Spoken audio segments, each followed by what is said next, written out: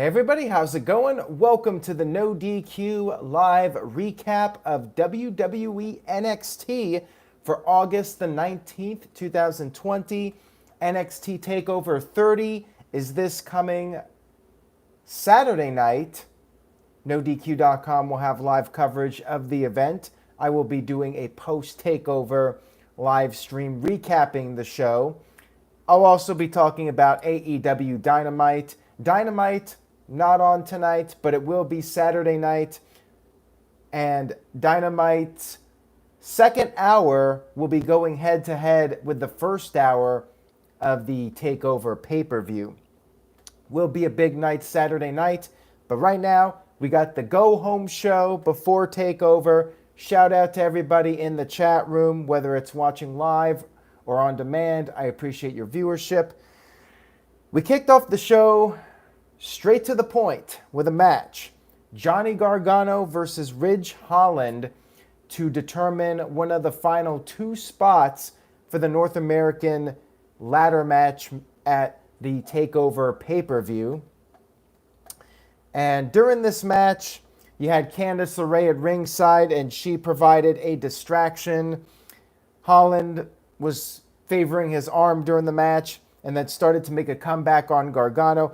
Holland dominated a good portion of this match, but Gargano, with the help of Candice a little bit, managed to gain control. But then we had a sequence where Holland gave Gargano what was supposed to be a power slam. However, he basically dropped Gargano on his head. Now, there was a report about this about a week or so back. This show was taped over a week ago. And Gargano was pretty badly hurt from this, but not to the point where the match was totally called off. What happened was Triple H and Shawn Michaels reportedly came down to the ring and Gargano was okay, so they finished the match. And basically what we saw on TV is they kept the spot in, but they just edited out everything with Shawn Michaels and Triple H coming down there and everybody checking up on Gargano, so they just kept the match going. But yeah, that was quite brutal, and thankfully he was not seriously hurt, because that could have very easily been a very tragic situation.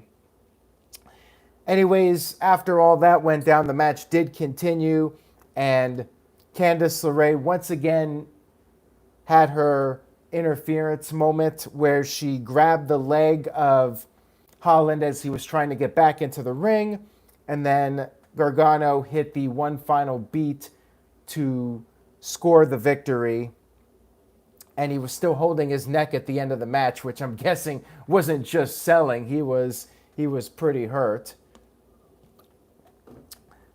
We had a singles match between Dakota Kai, the number one contender for the NXT Women's Championship. She will be facing Io Shirai this Saturday.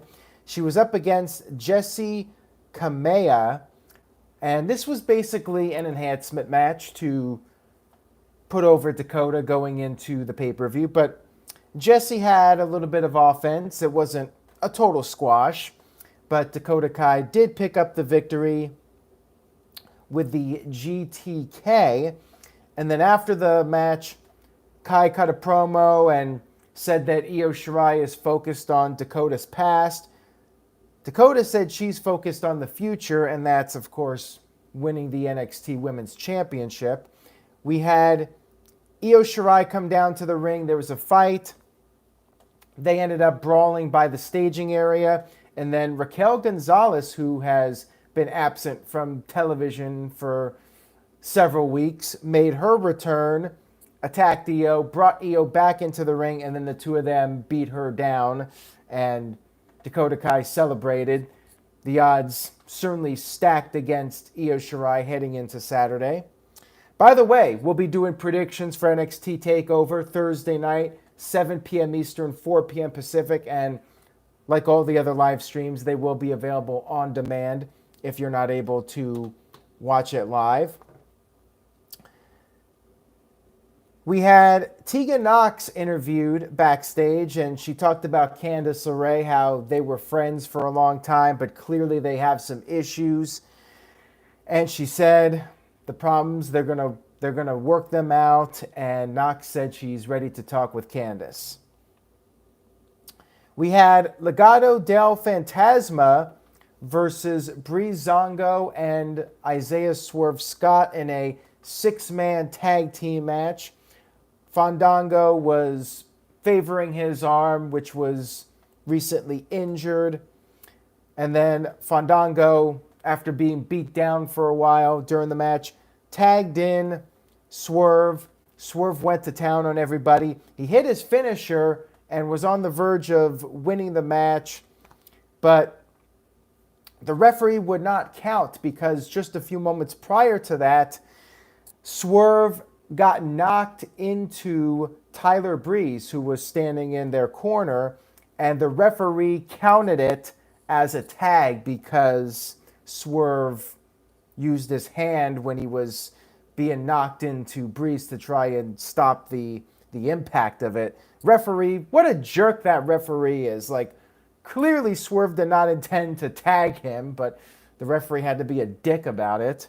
So anyways, Swerve got laid out by Phantasma's partners, and Santos hit the Phantom Driver to pin Tyler Breeze. No big surprise here. We had the Undisputed Era come out to confront Pat McAfee. Of course, this Saturday it will be McAfee versus Adam Cole. And Pat cut this long promo. First of all, he said he knows that Cole doesn't go anywhere without his Three Stooges, and that's why he brought out his NFL buddies. Cole told his Undisputed Era guys to go to the outside, and the NFL buddies went to the outside as well, and it was just Cole and McAfee in the ring.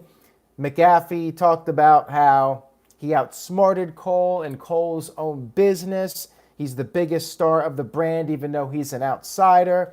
And while Cole was champion for 400 plus days, it only took 1 minute for McAfee to knock out Cole. And he said that he only got 2 weeks to train for this match, but that's all he's going to need. Cole is great and all, but McAfee, he is next level as a human and as an athlete. Cole finally had enough of this, and he said it's his turn to talk, and then all of a sudden security got into the ring. Cole beat up the security guys. Pat's guys got on the apron, and then the Undisputed Era members got in the ring.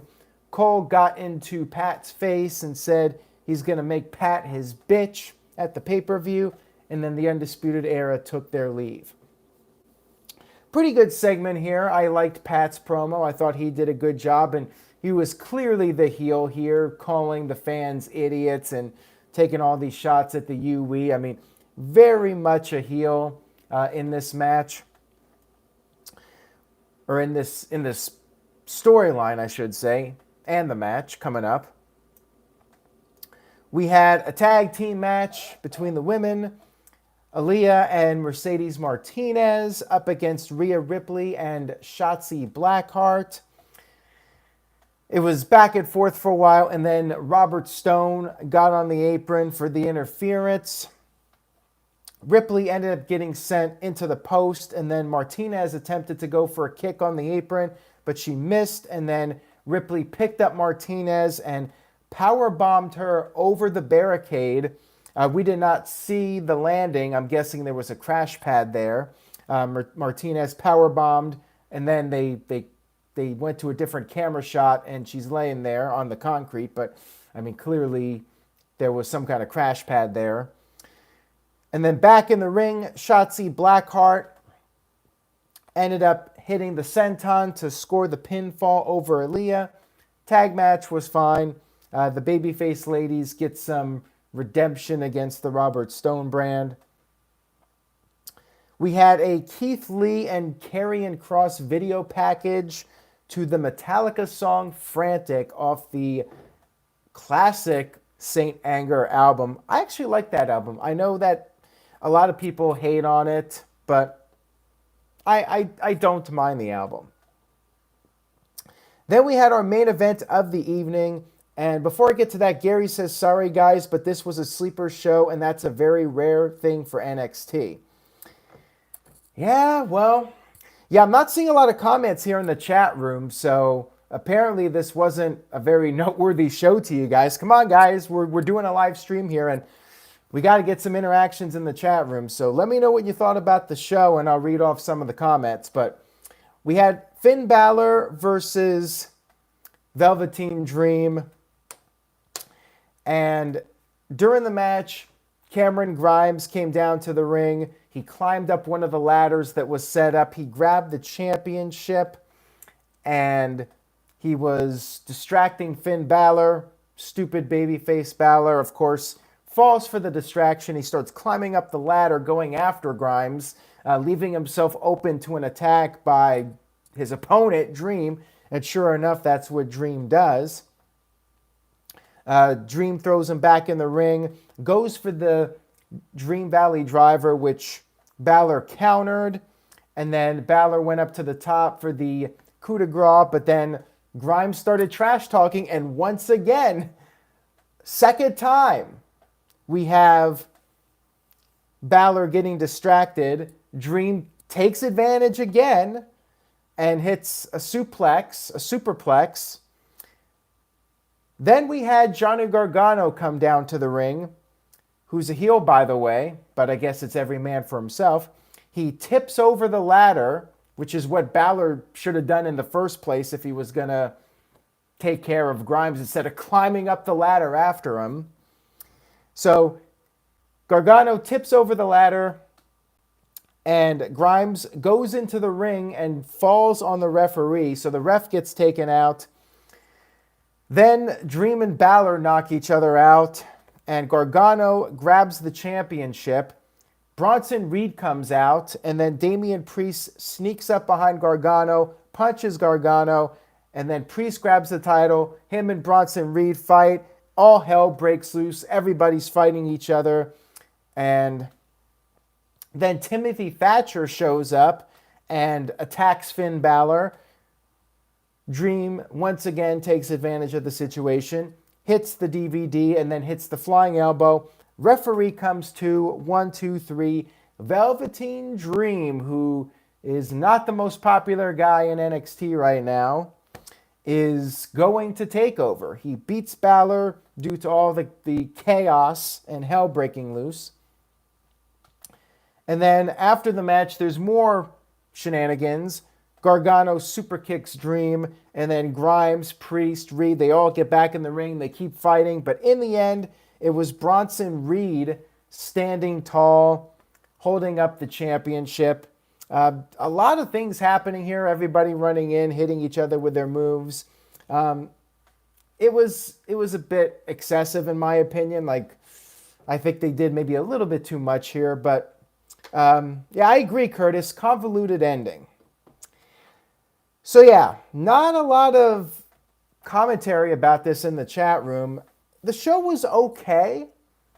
I felt like for a go-home show, it didn't really do much to get me more excited for the pay-per-view. Really, I thought the most effective thing on the show was a video package for Karrion Kross and Keith Lee. You know, they just kept it simple.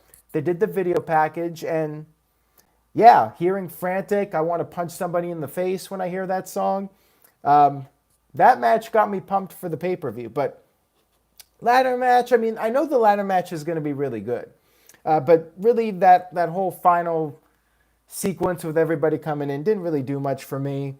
And the women's championship match, I would be shocked if we have a title change. But I'll be talking about that in the predictions video. So letter grade for the show. What did you guys think of this show? If you had to give it a letter grade. And I'm curious if people actually tuned into NXT this week that normally don't because of AEW. Let me know. I'm curious to know if you watched NXT live for the first time in a while. and what your thoughts were watching this show without any distraction from AEW.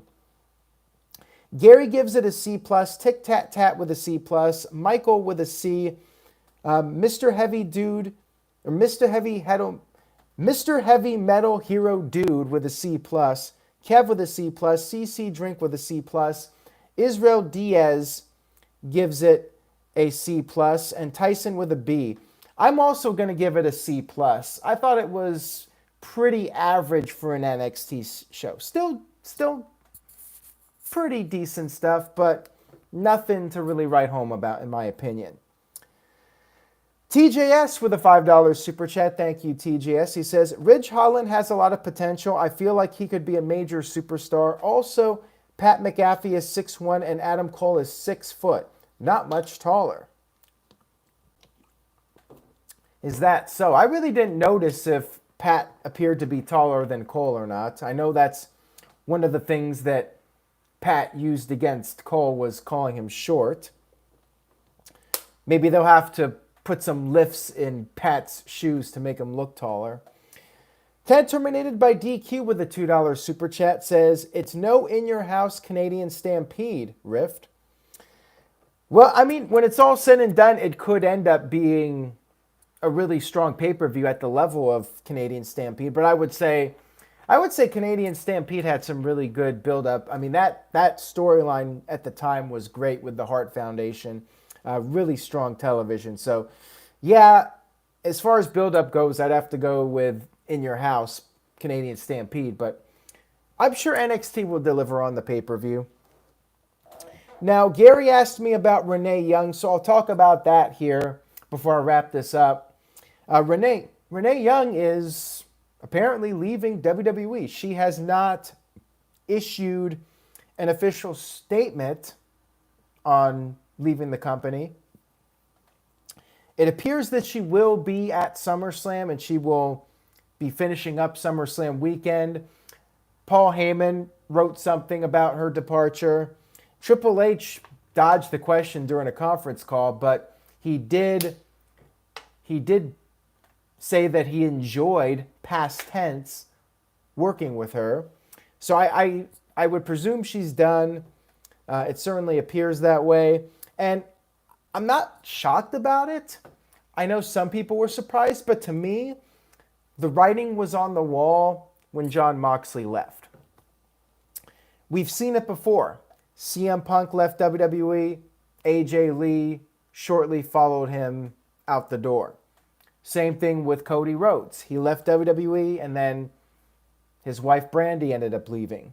So when Jon Moxley left, I figured Renee Young will probably stick around for a while, but I think her days were numbered once her husband left.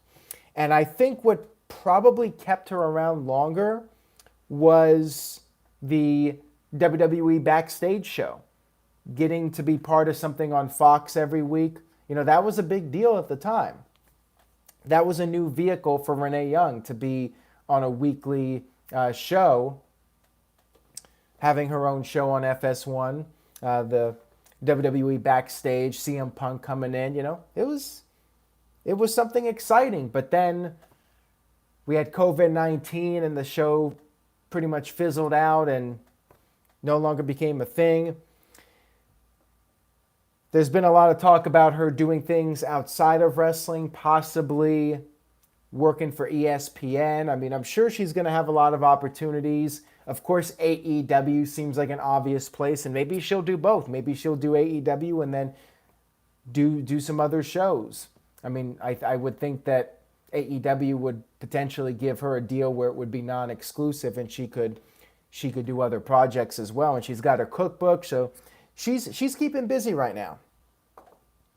And Kid Terminated by DQ with a $5 super chat says, do you think Mrs. Jon Moxley is going to a certain promotion that has a certain top guy that she knows very well? I would not be shocked if she ends up in AEW. I mean, I think she could end up doing any number of things, but I think it's inevitable. Now, should she be on commentary? That's an interesting topic because while I feel like her WWE commentary was not her best work, I think she did best doing the backstage interviews and hosting the shows like Talking Smack and WWE Backstage. Her commentary, I thought, was pretty lackluster. But at the same time, maybe Renee Young, without the micromanagement of Vince McMahon and Kevin Dunn, maybe she'll do better on commentary without having to listen to Vince in her ear constantly. I think maybe she would do better in a different environment, working with Jim Ross, working with Tony Schiavone. Could she end up replacing Excalibur, or could she replace JR and JR goes strictly to a behind-the-scenes role? I mean, certainly a possibility. Maybe she comes in and just does some backstage interviews, but I could see her coming in and taking that commentary spot from one of the three guys already there, maybe to add a little bit youth.